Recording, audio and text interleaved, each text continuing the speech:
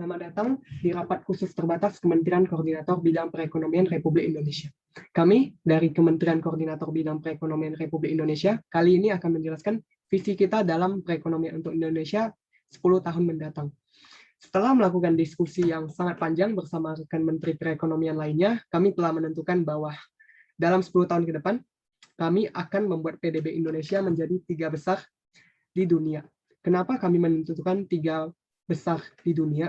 Di sini kita bisa lihat data dari World Bank. PDB Indonesia saat ini berada di peringkat 16. Bisa dibilang peringkat yang cukup standar untuk negara sebesar Indonesia. Yang kedua, PDB Indonesia saat ini di sekitar 1,1 juta US dollar. Yang ketiga, menurut World Bank lagi, Indonesia tercatat sebagai negara penduduk paling banyak nomor 4. Jadi, seperti yang kita tahu juga, negara kita sangat padat sekali penduduknya. Nah, apakah penduduk berkontribusi banyak dalam PDB? Tentu saja, jumlah penduduk sangat berpengaruh pada PDB. Menurut proyeksi Bank Dunia, Indonesia, India, China, USA, pada puluhan tahun ke depannya akan memimpin pasar global. Nah, kalau misalnya kita lihat pada peta ini, sebenarnya apa kemiripan Indonesia, China, India, dan US sendiri? Kalau misalnya kita melakukan riset secara mendetail, kemiripan dari 4 negara ini adalah jumlah penduduknya. Seperti Indonesia sendiri memiliki 270 juta penduduk, India sendiri memiliki 1,3 miliar, China juga 1,3 miliar, dan USA 300-an juta penduduk. Nah, kenapa demikian? Kalau misalnya kita lihat, memang jumlah penduduk itu sangat berpengaruh pada PDB. Bisa dilihat pada slide selanjutnya ini, apa saja komponen yang berpengaruh pada PDB. Di sini ada konsumsi rumah tangga, konsumsi pemerintah, pembentukan modal domestik bruto, ekspor dan impor. Nah, tapi bagaimana dengan jumlah penduduk? Kalau misalnya kita lihat pada slide berikutnya nih, terlihat jelas sebenarnya penduduk itu sangat-sangat berpengaruh. Contohnya bisa dilihat pada slide ini, kalau misalnya penduduk kita banyak, tentu konsumsi rumah tangga kita akan banyak. Kalau misalnya konsumsi rumah tangga kita banyak dan tidak tercukupi, tentu saja kita akan melakukan impor. Nah, semakin banyak impor ini bisa dilihat juga dari rumusnya, impor ini mengurangi PDB negara.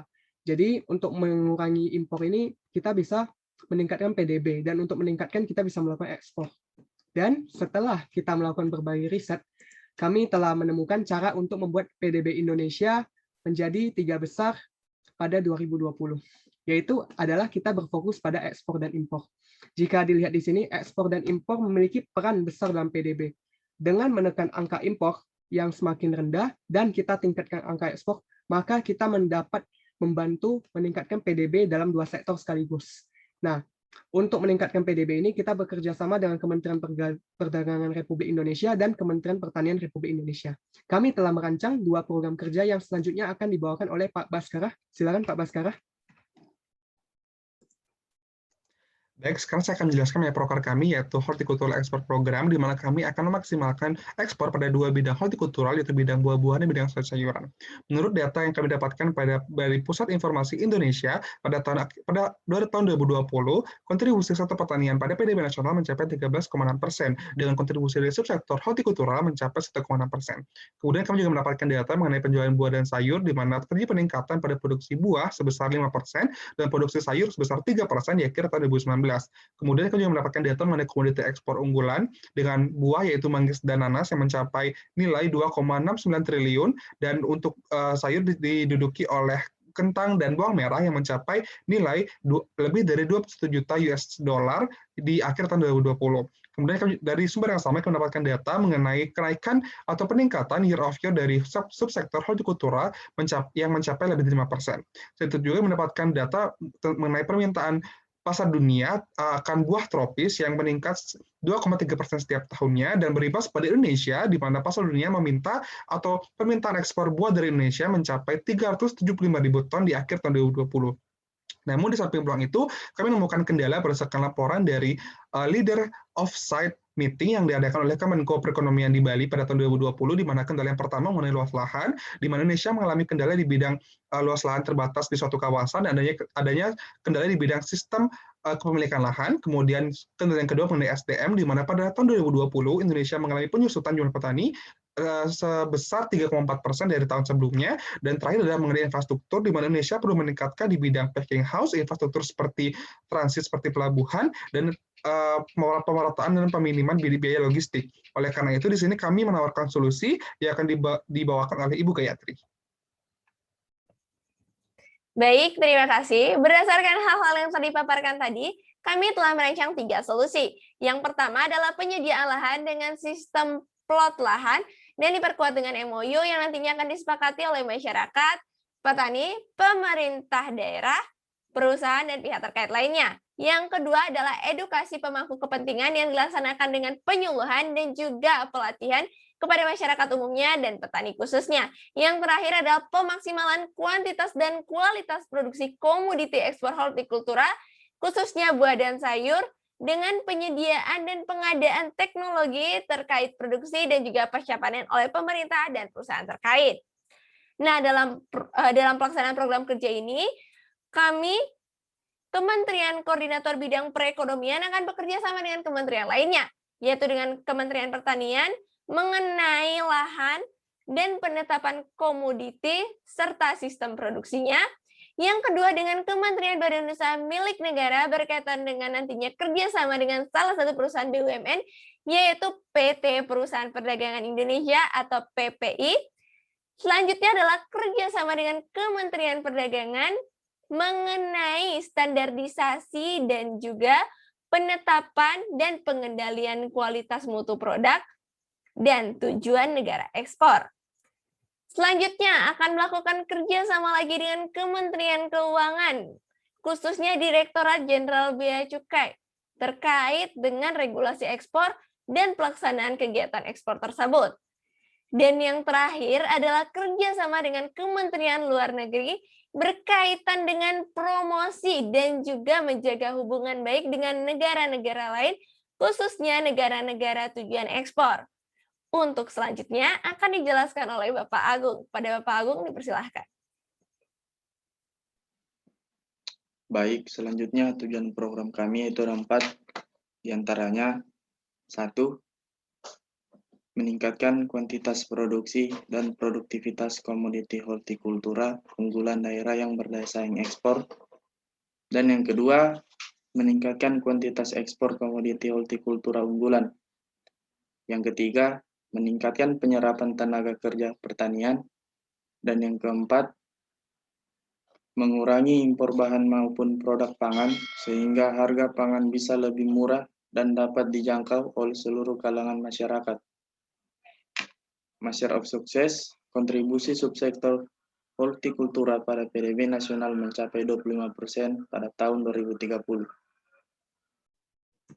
Baik, di sini kami memiliki data provinsi dengan produksi dan ekspor hortikultura terbesar di Indonesia. Yang pertama ada bawang merah, yaitu dari Provinsi Jawa Tengah, Jawa Timur, dan Nusa Tenggara Barat. Untuk negara tujuan ekspor ada Thailand, Singapura, dan Malaysia. Yang kedua ada cabai, yaitu dari Provinsi Jawa Timur, Jawa Barat, dan Jawa Tengah. Untuk negara ekspor ada Saudi Arabia, Malaysia, dan Taiwan. Yang ketiga ada kentang, yaitu dari Provinsi Jawa Timur, Jawa Tengah, dan Jawa Barat. Untuk negara tujuan ekspor ada Singapura, Malaysia, dan Cina. Yang keempat ada tomat, yaitu dari Provinsi Jawa Barat, Sumatera Barat, dan Sumatera Utara. Untuk negara tujuan ekspor ada Timur Leste, Filipina, dan Singapura. Yang kelima ada durian, yaitu dari Provinsi Jawa Timur, Jawa Tengah, dan Jawa Barat. Untuk negara tujuan ekspor ada Malaysia, Vietnam, dan Saudi Arabia. Yang keenam ada jeruk, yaitu dari Provinsi Jawa Timur, Bali, dan Sumatera Utara.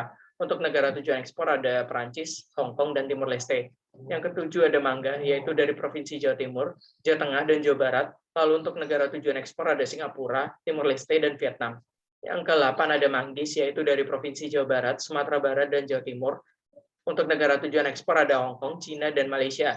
Yang ke-8 ada nanas, yaitu dari Provinsi Lampung, Jawa Timur, dan Jawa Barat. Lalu untuk negara tujuan ekspor ada Amerika Serikat, Belanda, dan Spanyol.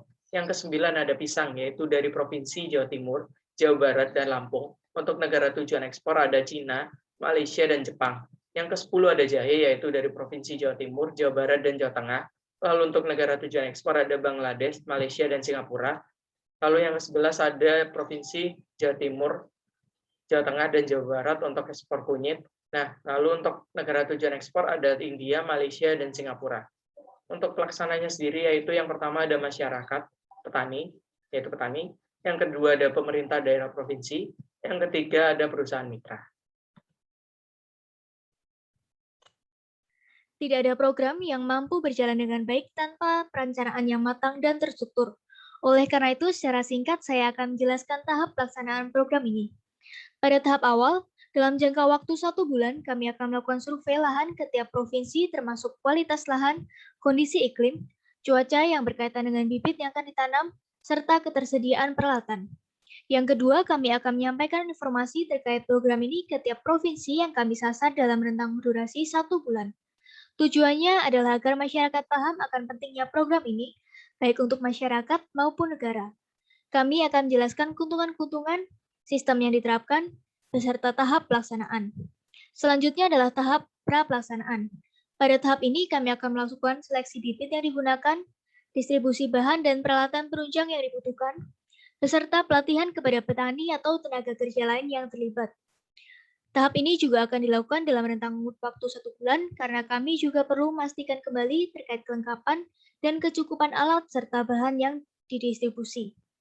Kemudian dilanjutkan pada tahap pelaksanaan, dimulai dari penyiapan lahan, pembenihan, perawatan, pemanenan produk hortikultura, hingga pasca panen. Dalam hal ini, kami akan bekerja sama dengan perusahaan-perusahaan eksportir di provinsi tersebut untuk membantu mengumpulkan hasil panen dan proses seleksi. Jangka waktu dari tahap ini bergantung dari komoditas pada tiap provinsi yang akan kami tanami. Kisaran waktunya adalah 1 hingga 4 bulan. Produk-produk yang telah diseleksi kemudian akan kami uji kualitasnya berdasarkan standar yang telah kami tetapkan menurut hasil survei dengan kualitas yang diharapkan oleh negara tujuan. Kemudian dikemas dengan prosedur dan standar keamanan agar produk tidak terkontaminasi, tetap bersih dan segar, hingga sampai di negara tujuan. Tahapan tadi tentunya perlu dikontrol dan dimonitor, agar berjalan dengan lancar sesuai dengan sistem yang akan diberlakukan. Untuk memastikan hal tersebut, kami akan membentuk tim dengan jadwal khusus untuk melakukan survei tiap bulan sekali ke lahan pertanian di tiap provinsi. Kami juga akan mengawasi kondisi tenaga kerja, termasuk tunjangan medical check-up secara berkala, dan di samping itu, kami juga akan mengecek peralatan yang digunakan serta memastikan kondisinya masih layak pakai.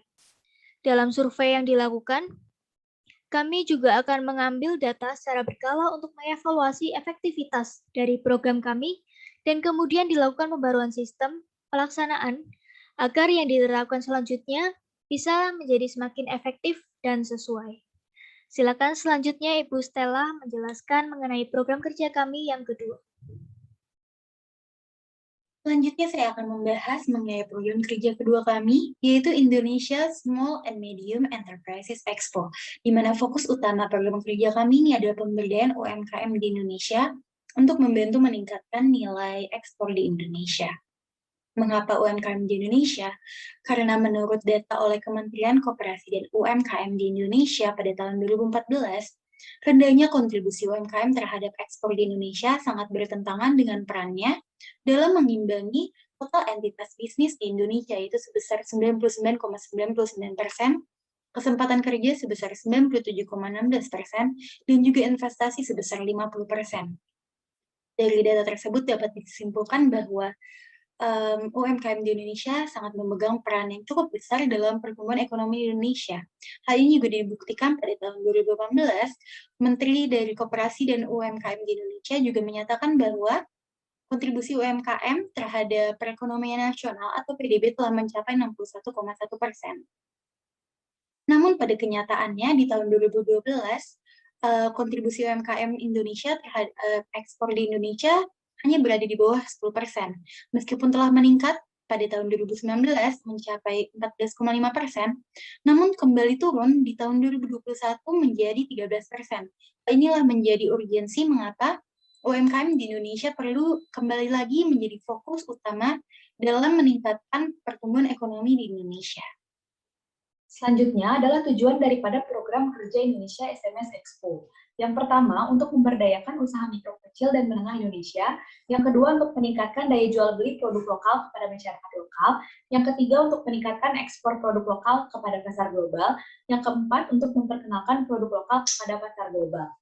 Dan yang selanjutnya adalah, kami pun bekerja sama dengan beberapa kementerian di luar Kementerian Ekonomi, dan juga pada 3 badan organisasi. Yang pertama, kami pun bekerja sama dengan Kementerian Negara Koperasi dan Usaha Kecil dan Menengah Republik Indonesia, Kementerian Luar Negeri, Kementerian Koordinator Bidang Kemaritiman dan Investasi, Kementerian Pariwisata dan Usaha Kreatif, Kementerian Dalam Negeri, Kementerian Perindustrian Republik Indonesia, Kementerian Badan Usaha Milik Negara, Kementerian Komunikasi dan Informatika, dan juga kami pun bekerja sama dengan 3 badan organisasi. Yang pertama, Badan Koordinasi Penanaman Modal yang fungsinya untuk melaksanakan koordinasi kebijakan dan pelayanan di bidang penanaman modal berdasarkan ketentuan peraturan perundang-undangan. Selanjutnya kepada Badan Perlindungan Pekerja Migran Indonesia yang fungsinya untuk pada bidang penempatan dan perlindungan tenaga kerja Indonesia di luar negeri secara terkoordinasi dan terintegrasi. Dan yang terakhir pada Organisasi Asosiasi Pengusaha Indonesia, yaitu organisasi independen non-partisan pada para pengusaha Indonesia yang bergerak di bidang perekonomian. Yang selanjutnya adalah proses program kerja kami ini terbagi menjadi 3 tahapan. Yang pertama adalah tahapan pendaftaran, yang kedua adalah expo nasional, dan juga expo internasional. Di mana tahapan pendaftaran ini kami buka untuk seluruh masyarakat yang memiliki usaha UMKM yang memenuhi syarat. Selanjutnya akan langsung masuk ke expo nasional yang akan dilaksanakan di negara Indonesia, dan selanjutnya akan terseleksi untuk maju ke expo internasional yang akan dilaksanakan di luar negeri. Selanjutnya kami pun akan menjelaskan proses program kerja ini secara rinci oleh teman kami Elis. Pendaftaran dan Expo Nasional. Pendaftaran dan Expo Nasional mendaftarkan 500.000 UMKM pada setiap lokasi setiap tahunnya. Jenis bisnis UMKM yang dapat dipamerkan yaitu 1. Kuliner, 2. Bisnis fashion, 3. Bisnis tour dan travel, 4. Bisnis produk kreatif, 5. Bisnis kecantikan. Selanjutnya, syarat-syarat registrasi UMKM yaitu 1. Kategori produk sosial jenis yang ditentukan, 2. Aset usaha lebih dari 50 juta, 3. Memiliki NPWP, SIUP, IUMK, TDP atau izin usaha, 4. Memiliki website atau media sosial. Kapan dan di mana expo ini akan diadakan? Yaitu Medan pada bulan Juli, Pontianak pada bulan September, Jakarta pada bulan Januari, Bali pada bulan Maret, dan Makassar pada bulan Mei. Selanjutnya akan ada kegiatan Expo Internasional, yang mana merupakan tindak lanjut dari pelaksanaan Expo Nasional tadi. Nah, setelah melaksanakan Expo di berbagai kota yang ada di Indonesia, akan dipilih 3 UMKM terbaik per kategori pada setiap Expo untuk diperkenalkan pada pasar global setiap akhir tahun. Nah, rencananya Expo Internasional ini sendiri akan dilaksanakan sebanyak setahun sekali. Kemudian untuk lokasi pelaksanaan dari Expo Internasional ini sendiri direncanakan di 4 negara, yang mana bergantian setiap tahunnya. Untuk tahun pertama direncanakan dilaksanakan di Cina, kemudian tahun berikutnya di Jepang, kemudian lanjut lagi di USA di tahun berikutnya, dan tahun berikutnya lagi di Eropa. Setelah di Eropa akan kembali lagi ke Cina dan terus berurut hingga tahun 2030. Nah, kenapa pilihannya jatuh ke 4 negara ini? Dikarenakan 4 negara ini merupakan negara dengan nilai pasar ekonomi tertinggi di dunia.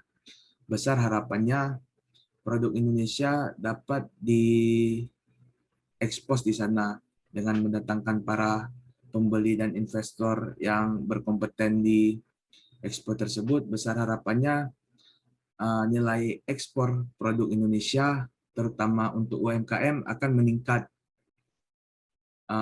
di setiap tahunnya hingga tahun 2030. Kemudian measure of success yang ingin dicapai pada program kali ini yaitu kontribusi UMKM terhadap ekspor Indonesia mencapai di atas 40% pada tahun 2030. Ini merupakan target besar dikarenakan pada tahun 2019, kontribusi UMKM terhadap ekspor di Indonesia hanya pada angka 14,5%. Nah, mungkin hanya itu yang bisa saya jelaskan. Selanjutnya akan dijelaskan mengenai SDGs dari keseluruhan proker oleh rekan saya, Yasmin. Program-program yang kami bawa tersebut sesuai dengan beberapa poin yang ada di SDGs. Yang pertama, yaitu menghapus kemiskinan, karena dengan adanya ekspor ini akan memberikan wadah untuk petani yang umumnya berekonomi menengah ke bawah, mampu ikut sejahtera yang diimbangi dengan tingginya tingkat ekspor horti itu. Kemudian untuk Indonesia SME Expo yang mampu mensejahterakan UMKM yang ada dengan meningkatkan daya jual produk lokal dan ekspor ke pasar global. Kemudian poin nomor 8, pekerjaan layak dan pertumbuhan ekonomi. Ekspor hortikultura membuka lapangan-lapangan pekerjaan untuk petani desa yang tidak memiliki lahan sendiri, padahal mereka mampu untuk mengelola lahan dengan baik. Kemudian dengan SME Expo menjadi sebagai peluang masyarakat usia muda memiliki UMKM yang ingin terus mengembangkan UMKM tersebut hingga ke dunia internasional. Selanjutnya poin nomor 12 yaitu konsumsi dan produksi yang bertanggung jawab. Nah, di adanya ekspor hortikultura ini tuh Indonesia dan SME Expo mampu menghasilkan adanya sebuah pola konsumsi dan produksi yang berkelanjutan. Ekspor hortikultura mampu mengelola lingkungan yang bersifat preventif dan terpadu yang diterapkan terus-menerus proses produksinya, dan pada SME Expo diadakan secara berkelanjutan yang mampu mendorong UMKM yang ada terus berinovasi dan mengembangkan bisnisnya untuk berlomba-lomba menuju ke pasar global. Kemudian poin nomor 17 yaitu kemitraan untuk mencapai tujuan. Ekspor horti yang dijalankan mampu menciptakan mitra-mitra negara luar yang akan membantu dan meningkatkan grafik ekspor negara Indonesia. Kemudian SME Expo dengan programnya Expo Internasional itu mampu membawa negara Indonesia dapat bersaing sekaligus bermitra dengan negara-negara lain yang ada di pasar global. Demikian akhir dari presentasi yang kami berikan sebagai Kementerian Koordinator Bidang Perekonomian. Saya sebagai Menteri berharap program-program ini nantinya mampu menguatkan implementasi dan merevitalisasi kemitraan global yang akan mendukung tercapaian visi untuk membuat PDB Indonesia pada 3 besar di dunia pada tahun 2030. Sekian, terima kasih banyak Bapak Ibu sekalian yang telah mengikuti dari awal hingga akhir. Wassalamualaikum warahmatullahi wabarakatuh.